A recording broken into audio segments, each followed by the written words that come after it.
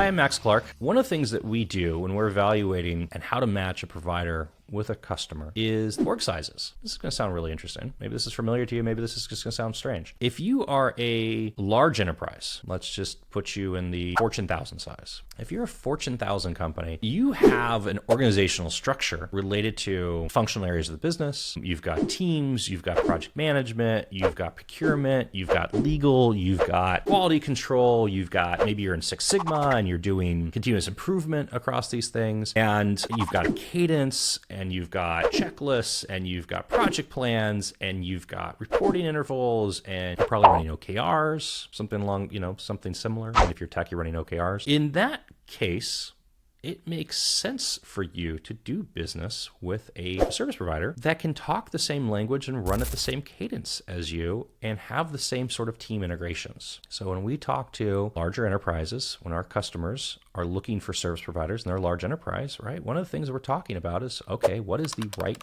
mix and match? It makes probably more sense to have a large enterprise at play. If you are a smaller company, by the way, just a little side rant, SMBs, depending on what definition you're using, technically go up to $1 billion in revenue. So, okay, what's a small business anymore?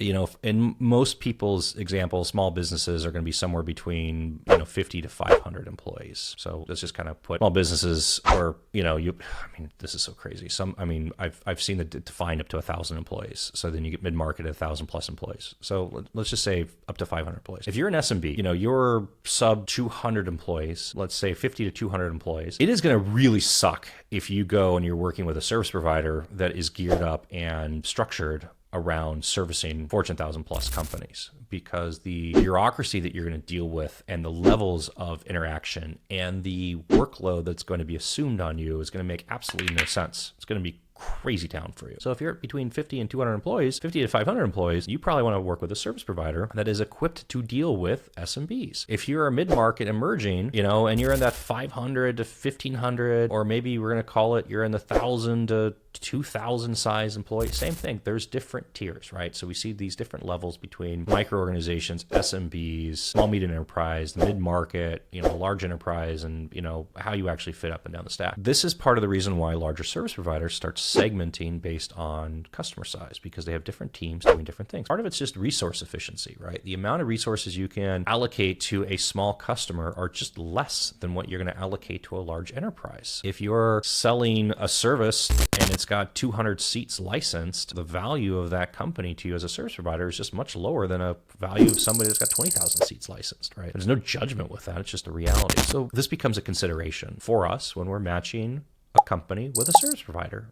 What does that company look like? What are their experience? What's their growth trajectory? What do they actually need? What is a service provider able to give them? Is a service provider too small, too large? Where do you actually fit within those buckets? And then also something that we get to do is we get to help smaller growing companies deal with larger service providers, because maybe what you actually want, what you need is you need to deal with and you want to use service from the gorilla in that space, but that gorilla in that space is just too unwieldy for you to deal with. And a lot of times what we can do is we can help get our customers the support they actually need in order to function with the larger service providers as their provider. The note and the caveat with all this just becomes, if you are a company and you are trying to purchase services from a service provider that is not equipped, geared, tooled, whatever you want to phrase it, right, is not set up to deal with you as the size of company that you are, you're going to have a bad time. And you either need to figure out how to adapt your processes to them, which is probably going to be easier, or you get them to adapt their processes to you, which is going to be a little bit harder if you don't have a third party in place that can help navigate that for you.